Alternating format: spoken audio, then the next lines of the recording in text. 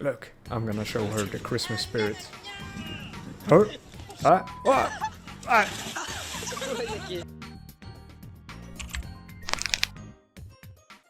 Merry Christmas! I just wanted to wish you guys the same happiness that I get from the support of you. We have increased in size quite a lot, and this YouTube gig might be a life changer for me. So thank you. And to show my gratefulness, we will go step by step drawing bones externally in Counter-Strike 2.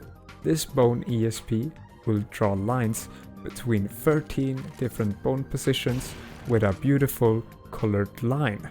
Plus, it can be styled dynamically with a remarkable ImGui menu. We can even change the bone thickness. All the program code will be shown in the tutorial, but if you want to access the source code instantly, then check out the coffee page. You can buy yourself a deserved gift for Christmas, and special prices will be available until the new year. You can also show your support by giving the video a like and writing a comment for free. But remember to always comply with the terms of service for the games you code hacks on and so on.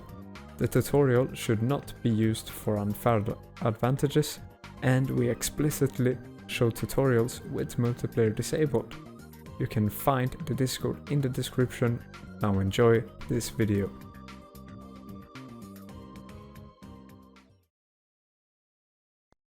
I drive. But welcome to today's showcase. This is the final product that you will have, the final C# project.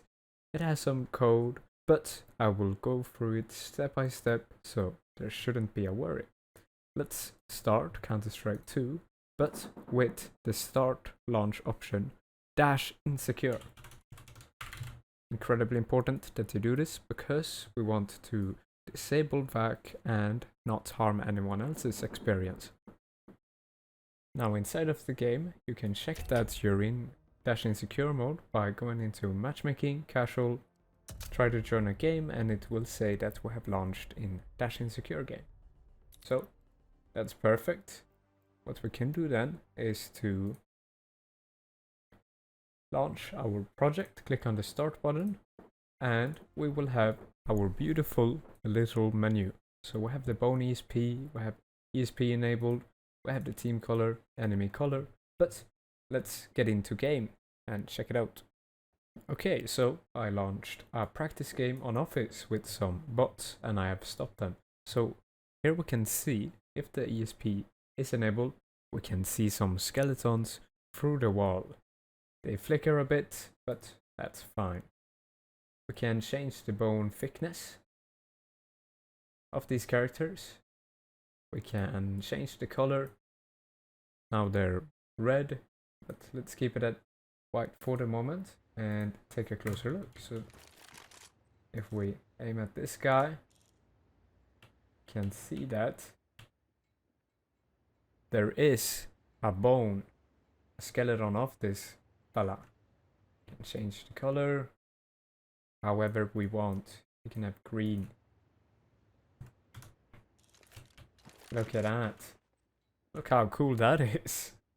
I'm actually pretty amazed myself.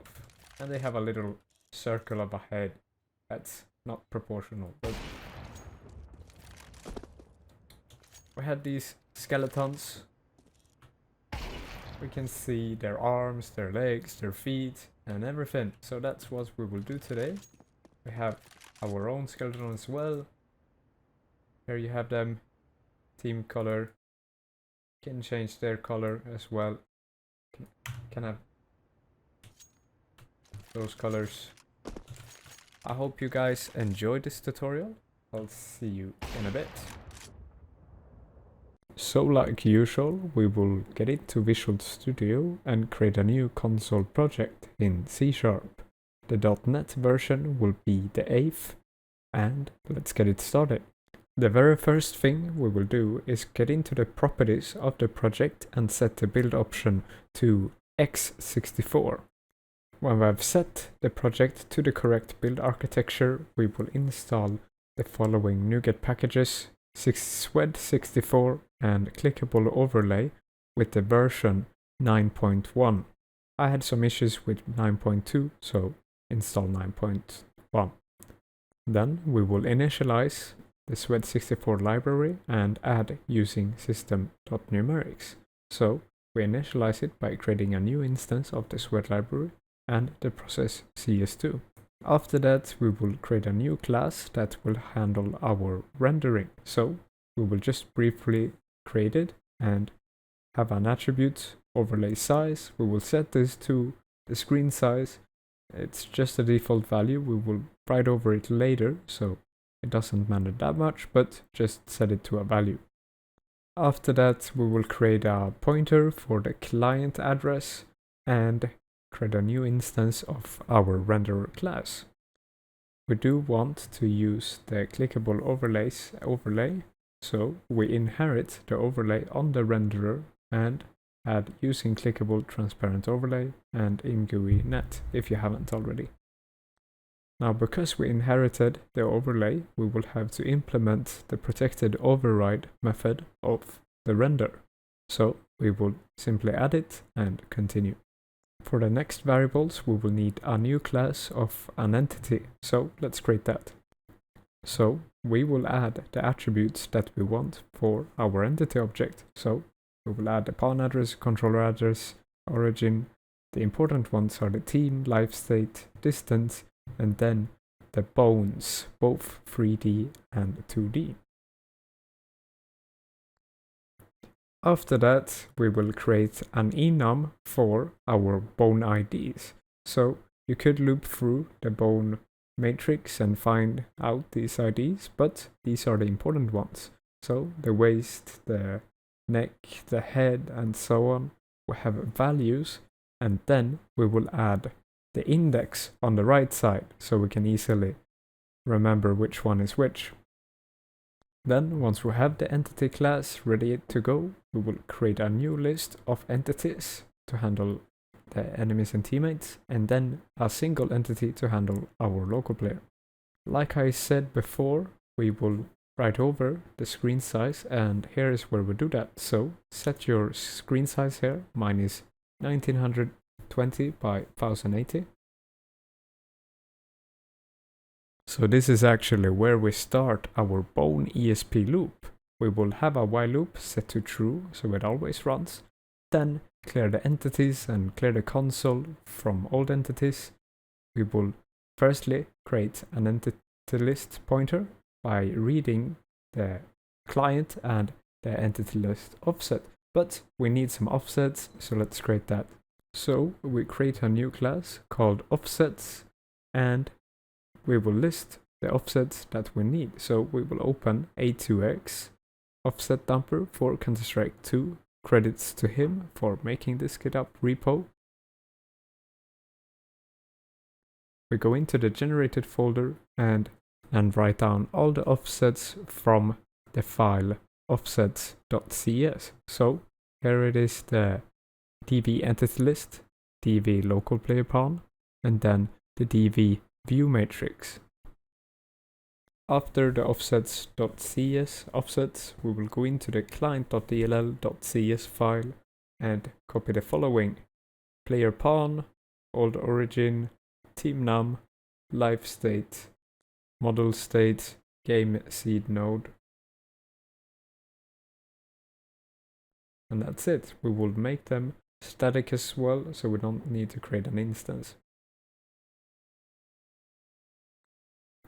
Then, when we have the offsets, we will go back to our program.cs and change the offset to offsets.dvEntityList. We will also get the address of our first list entry by using Swedz read pointer, the entity list, and then the offset 10 in hex. After that, we will update the local player, the pawn address, team, the origin, so we can compare these. Then we're ready to finally loop through some entities. So we will create a for loop for 64 controllers, and I will sort of fast forward this because I've explained it so many times.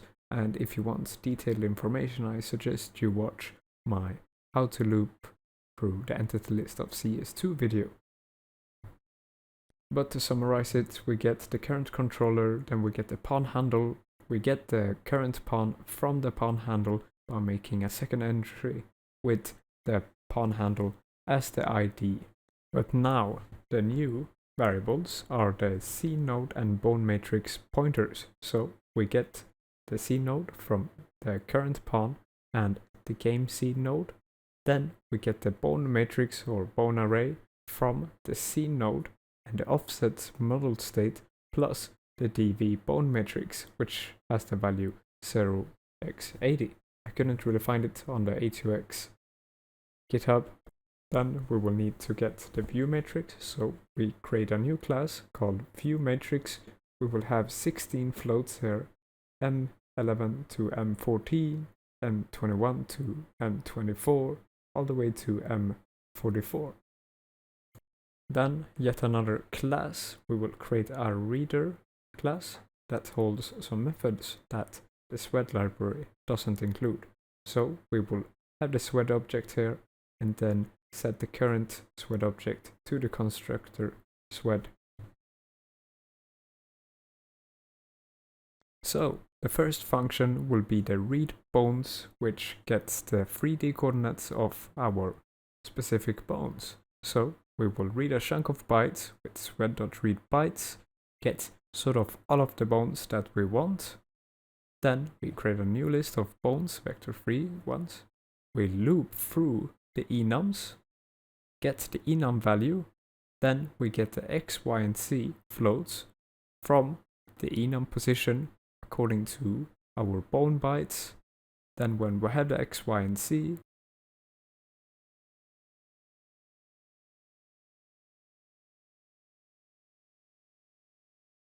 we create a new current bone, add that current bone to the bones list, then return the bones. Now these are 3D bones, so we will need to be able to convert them to 2D ones as well. So the next function, readBones2D, will take our bones list, it will take our view matrix object, and then the screen size. So we will create a new list of bones2D, then we will need to use this world to screen function. So let's create that as well. For the world to screen function, we will create a new calculate class. This class will be static, so we don't need to instantiate it. Then we will have the world to screen method inside of it. It takes a view matrix, a position, the position that we want to convert, then the width and height of the window. Now, because the focus is on how to draw the bones, we will actually sort of skim through this world to screen part. But to summarize it, we get the screen W, the screen X, and screen Y. With all of these factors, we can calculate the 2D points on the screen. Then, when we have the world to screen function, we can call it in our readBones2D for each bone. We add the bones to the bone2D list and return the bone2D list. Now, because we're using the view matrix object that we created and not a float array, we will have to convert the values of Swedz.read matrix into our view matrix object. So we just replace the values with their corresponding floats.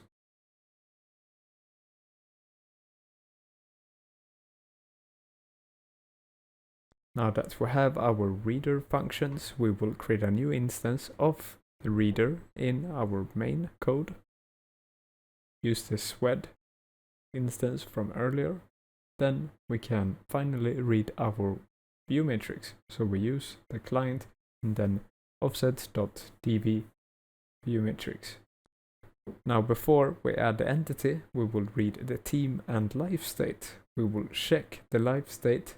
If our character is alive, we will add him to the list. I made an error here. It shouldn't be the current pawn only on the life state. It should have the offset life state. I fix this later.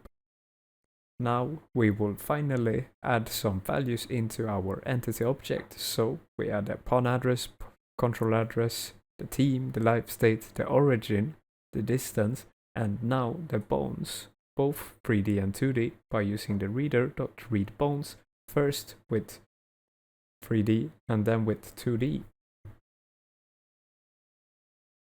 I will now copy and paste some code from our entity list video just for debugging purposes.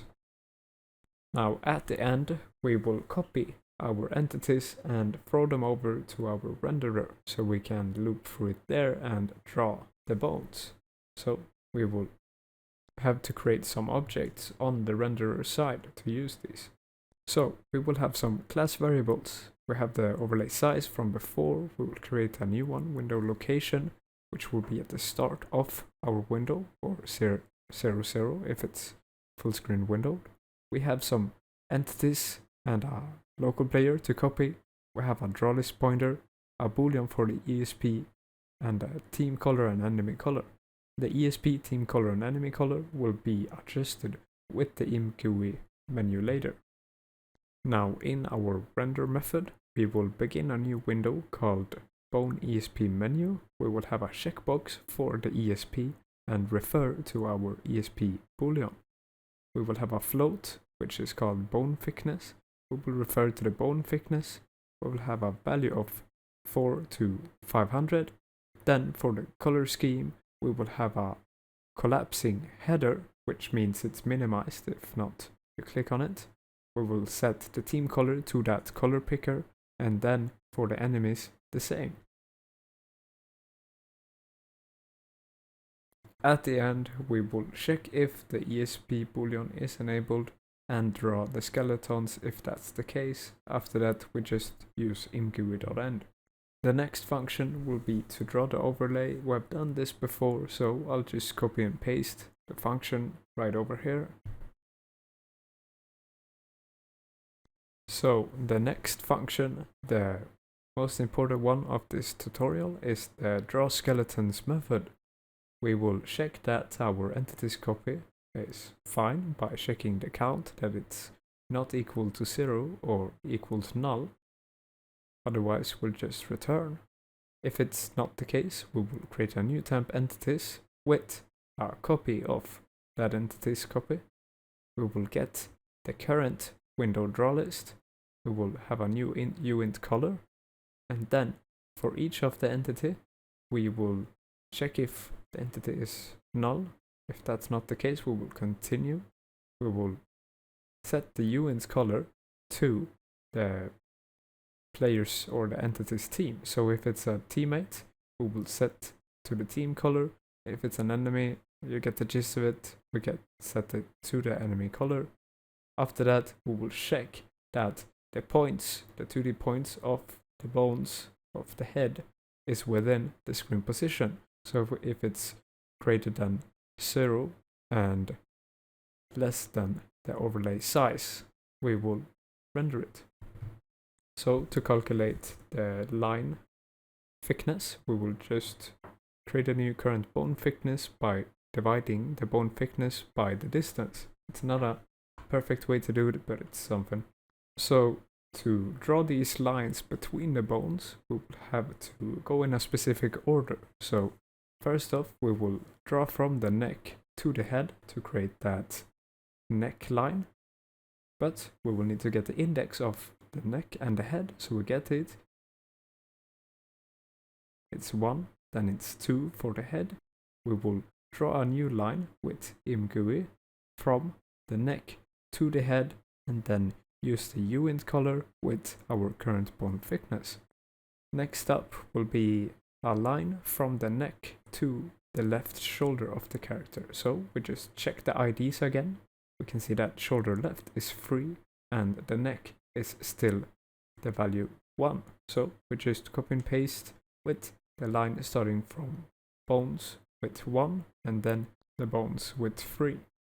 So that's how you draw these lines between 2 points, and we do this until we have a full skeleton. So here you can see the full list of the bones in order, and yeah, that's it. I will have to change the variable name from drawList pointer to drawList really quickly so it doesn't crash.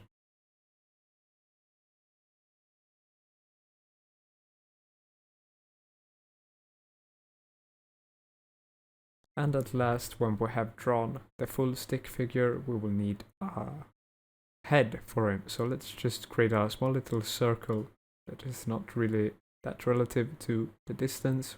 We'll have a constant value 3, but there you have it, a full skeleton. Let's add the draw skeletons to the main render function, but also go back to our program.cs and finally fetch over the entities and the local player to our renderer and fix the issue before that the live state didn't have the offset.livestate, and we're ready to go.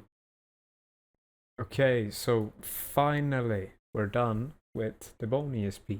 Let's try it out. So, like in the showcase, we go into properties on Counter-Strike 2, we'll add in the launch options, dash insecure, we start Counter-Strike 2, here we can click on play, check that we're using dash insecure, perfect. We will go into a practice game, infinite ammo, infinite warm-up. Office is the best one, sort of, to see how they work, so we will start one. Alright, so let's run our beautiful program. And would you look at that, we have some bones here. So let's change team color. Like that. Bone thickness. Yeah, that looks fine. Let's change the enemy color to green. And take a look at the enemies as well. There they are.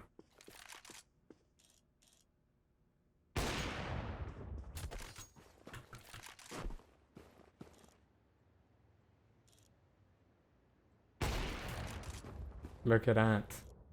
Actual reading bones.